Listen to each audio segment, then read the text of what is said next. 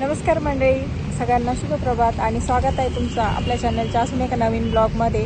मी आरती तुमचं सगळ्यांचं खूप खूप स्वागत करते। आणि आम्ही आज चाललो आहे कृष्णगिरी फोर्टला, जो की आमच्या घरापासून आहे जवळजवळ सुमारे 55 ते 56 किलोमीटर। आणि इथे आम्ही थांबलेलो होतो, आमच्या गाडीला तहान लागलेली होती, म्हणजेच आम्ही थांबलो होतो पेट्रोल टाकण्यासाठी। आणि इथे आधी गाडीवरच झोपलेला आहे, त्यामुळे मला काही जास्त शूट करता नाही आलं। चला इथून पुढे व्हिडिओमध्ये कंटिन्यू करत राहा। तर गाईज, तुम्ही जे व्हिडिओमध्ये चित्र पाहताय ते किल्ल्याकडे जातानाच आहे। आता फक्त मनात एकच उत्सुकता लागलेली आहे की कृष्णगिरी किल्ला कसा असेल। आणि कृष्णगिरीचा प्लॅन आम्ही खूप दिवसाचा केलेला होता, पण त्याचं काही सक्सेस झालं नाही आणि आज त्याला मुहूर्त आलेला आहे। चला मग तर किल्ला आम्ही पण पाहतो आणि तुम्हाला देखील दाखवतो। वातावरण तर खूपच भारी आहे, भन्नाट आहे आणि खूप एन्जॉय करतो। आणि आम्ही आता कृष्णगिरीच्या पायथ्याशी एक छोटंसं गाव आहे आणि बरोबर तुम्ही चित्रात जे पाहताय ते आपल्या शिवाजी महाराजांचं चित्र आहे। खूप भारी वाटलं, अगदीच डोळे भरून आले आणि अभिमानही खूप वाटला, कारण तिथल्या गावाला शिवाजी महाराजांचं फोटो आणि त्यांचं नाव दिलेलं होतं। आणि अशा प्रकारे आम्ही कृष्णगिरी किल्ल्याच्या पायथ्याशी असलेल्या गावात गोल गोल चक्रा मारत सारखे फिरत होतो। आता तिथे जाऊन झालं असं होतं की काखेत कळसानी गावाला वळसा, म्हणजे ना कुठे जायचे ते आमच्या समोरच होतं। किल्ल्याचं मुख्य द्वार आहे ते आमच्या समोरच होतं, पण सारखं गोल गोल रस्ते वगैरे होते तिथं। मग आम्हाला काही कळालंच नाही।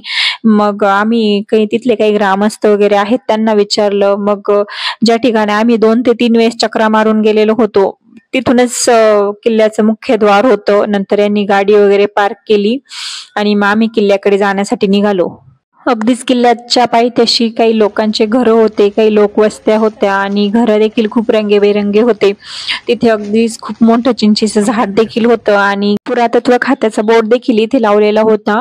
त्याचबरोबर किल्ला चढत असताना किल्ल्याच्या दोन्ही साईडनी खूप मोठ्या मोठ्या दगडाच्या शिळा तुम्ही इथे बघू शकता। त्याचबरोबर घनदाट जंगलही इथे आहे आणि हे घनदाट जंगल आणि दगडाच्या मोठमोठ्या शिळा हेच पर्यटकांचं प्रमुख आकर्षण आहे असं मला तरी वाटतं बरं का। त्याचबरोबर ह्या काही महाराण्या तुम्ही पाहू शकता, ह्या महाराण्या बहुतेक चरायला आलेल्या आहेत आणि त्या देखील इथल्या नैसर्गिक वातावरणाचा आनंद म्हणा किंवा मग गवताचा आनंद म्हणा, त्या देखील त्यांचं काम एकदम छानपणे, त्यांच्या पाठीमागे कोणीही नाही, तुम्ही बघू शकता त्या स्वतःहून इथे आलेल्या आहेत आणि मस्त त्या देखील एन्जॉय करतायत।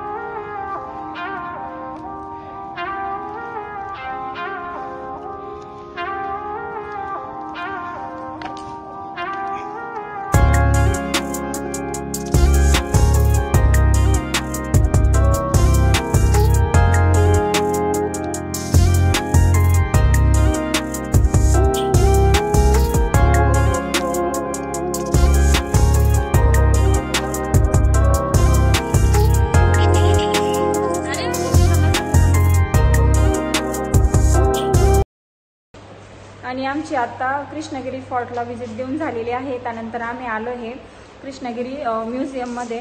तरी हे गव्हर्नमेंट म्युझियम आहे आणि ते देखील इथून एक 1.5 किलोमीटरच्याच अंतरावर आहे। म्युझियम बघितलं आम्ही, खूप छान आहे, ते मी तुमच्यासोबत देखील शेअर करणार आहे।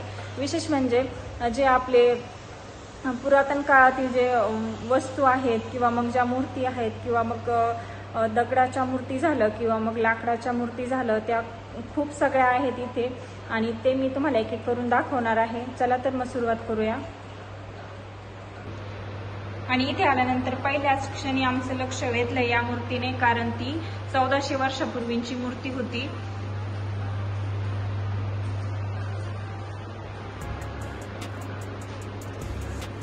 त्याबरोबर तिचे डिटेल्स देखील इथं तुम्ही बघू शकता। त्यानंतर पाहणार आहोत आपण इथले स्टोन टूल्स। इथं वेगवेगळ्या प्रकारचे दगड त्यांनी ठेवलेले आहेत आणि हे दगड पूर्ण पुरातन काळातलेच आहेत। त्याबरोबर त्यांचे डिटेल्स देखील त्यांनी दिलेले आहेत। त्यानंतर तुम्ही जे पाहताय त्या लाकडाच्या मूर्ती आहेत, पूर्णपणे लाकडावर कोरीव काम करून केलेल्या मूर्त्या आहेत त्या, तुम्ही बघू शकता, एकदम बारीक डिझाईन।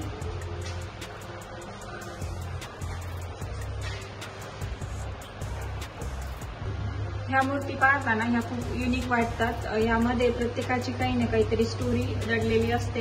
हीच मूर्ती पाहू शकता आपण, ही एक लायन फिगर दर्शवते. तर काही मूर्ती ही देवी देवतांचे प्रतीक म्हणून इथे ठेवलेले आहेत. आणि तुम्ही सोबतच हा पॉट देखील पाहू शकता. हा पॉट तुम्हाला वाटेल तरी का हा 500 वर्षापूर्वीचा पॉट आहे.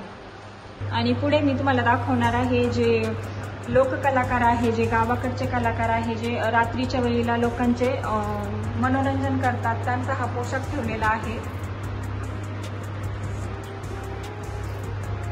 हा पोशाख एक पुरुषच परिधान करतो, पण हा एक स्त्रीचा पोशाख आहे आणि त्यावेळची ती कला होती. पोशाख परिधान केल्यानंतर काहीतरी अशी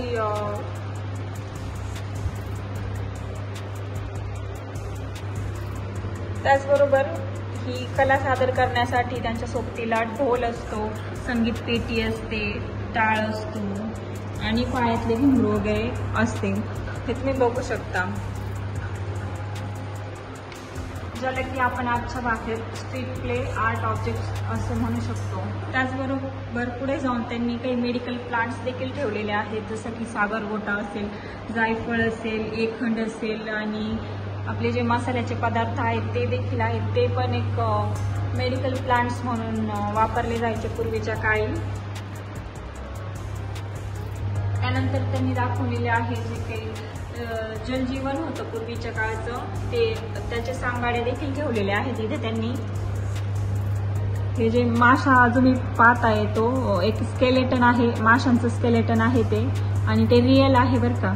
आणि ते किती वर्षाचं आहे तसं काही डिटेल वगैरे दिलेलं नाही त्यांनी, पण फक्त ते रिअल आहे.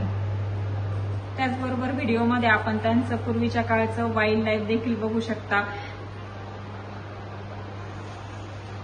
हे जे पाहताय तुम्ही हे पूर्णपणे रिअल सांगाडे आहेत.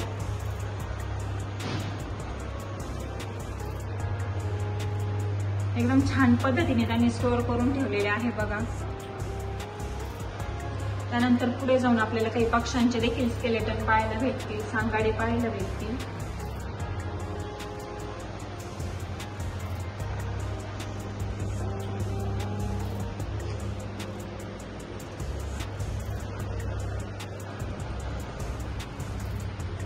या ठिकाणी काही पानकोंबड्या आहेत, काही बदक आहेत, तर अजून काही पक्षी आहेत, इतर पक्षी.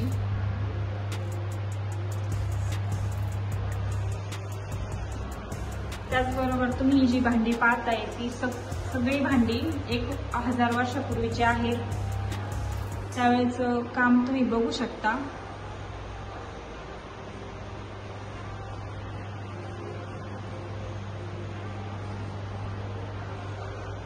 ही सगळी भांडी 1000 वर्षापेक्षा जास्त जुनी आहेत. त्यानंतर तुम्ही बघू शकता त्या काळचं प्राचीनकालीन जे मेटल अवेअर आहे ते तुम्ही बघू शकता.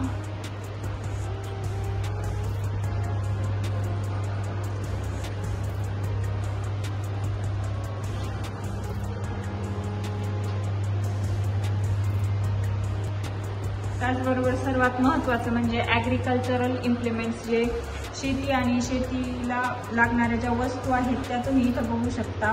व्हिडिओमध्ये तुम्ही जे पाहताय ते घमेलं आहे आणि ते देखील 1000 वर्षापूर्वीचंच आहे. पुढे तुम्ही खोरं बघू शकता. त्यानंतर सर्वात महत्त्वाचं म्हणजे नांगर बघू शकता. त्यावेळेसचा नांगर असा काहीतरी दिसत होता आणि खाली काहीतरी ठेवलेलं आहे, त्याचं मला नाव देखील माहिती नाही, आणि पण त्यावेळेस काहीतरी येत असेल ते उपयोगात. आणि आता मी तुम्हाला दाखवणार आहे त्या काळचे जे वेपन्स होते, जे काही शस्त्र होते ना, ते तुम्ही इथं बघू शकता.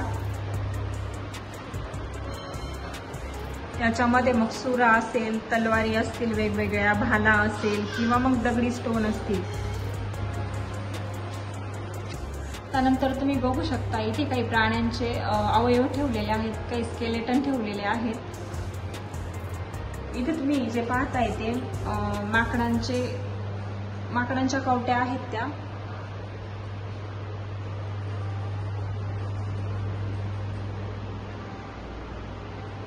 त्यानंतर तुम्ही इथे काही प्राण्यांचे स्केलेटन ठेवलेले आहेत ते बघू शकता. ह्या ज्या कवट्या दिसत आहेत त्या माकडांच्या आहेत. त्याला आपण स्कल ऑफ मंकी देखील म्हणू शकतो. आणि हे देखील दुसऱ्या अजून काहीतरी प्राण्यांचं आहे, त्याच्यावर काही नाव वगैरे काही मेन्शन नाही केलेलं त्यांनी. त्याचबरोबर इथं स्कल ऑफ मंकी, नंतर स्कल ऑफ बियर बघू शकता. मी दाखवते ना तुम्हाला, ते स्कल ऑफ बियर आहे. आणि असंच वेगवेगळ्या प्राण्यांचे अजून काही अवशेष आहेत.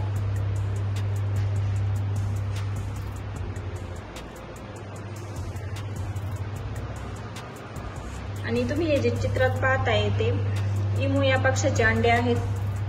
ते तुम्ही याच्या अगोदर कधी पाहिलेले होते का ते कमेंटमध्ये नक्की सांगा.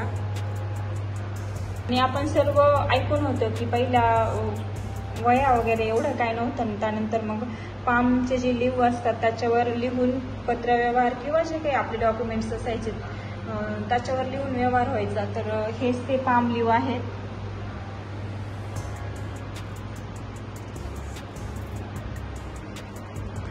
त्यानंतर त्यांनी परत इथे काही हर्ब्स दिलेले आहेत.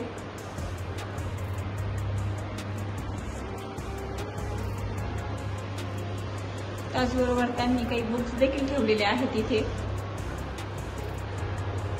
त्याचबरोबर म्युझियमच्या दुसऱ्या साईडला त्यांनी काही प्राचीन काळी रॉक्स असतील, मिनरल्स असतील किंवा फॉल्स असतील ते देखील ठेवलेले आहेत. सोबतच आपली सोलार सिस्टीम आहे ते देखील त्यांनी शो केलेली आहे. आणि त्यानंतर सगळ्यात विशेष म्हणजे इथे काही ह्युमन ऑर्गनचे देखील त्यांनी फोटो ठेवलेले आहेत.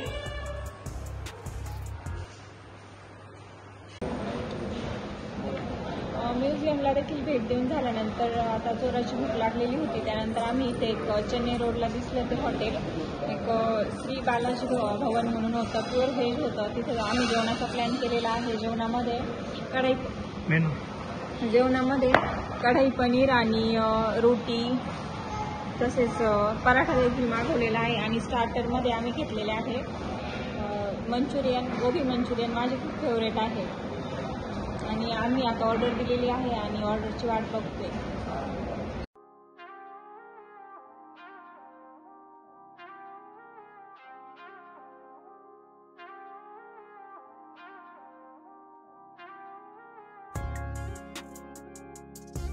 हॉटेलमधून जेवण वगैरे केल्यानंतर आम्ही आता नारळ पाणी पिण्यासाठी आलो आहे. नारळ पाणी तर पिलोच, पण इथे या ठिकाणी आम्ही कधीही न ट्राय केलेलं एक नारळाचाच प्रकार होता तो. आपण जे नारळाचं झाड लावतो ना त्याच्या बुंध्याला एक नारळ असते पहा, आणि तेच झाड उपटून हे नारळ असतं आणि ते खाण्यासाठी काही भागात वापरतात. तर आम्ही अगोदर कधीच ट्राय नव्हतं केलेलं. पहिल्या वेळेस मी आधी आणि आधीच्या पप्पांनी पण हे ट्राय केलं, तर भारी वाटलं, असं काहीतरी वेगळं नाही का. तर तुम्ही हे असं नारळ कधी ट्राय केलेलं आहे का ते कमेंटमध्ये नक्की सांगा. आणि असा होता आमचा कृष्णगिरीचा टूर.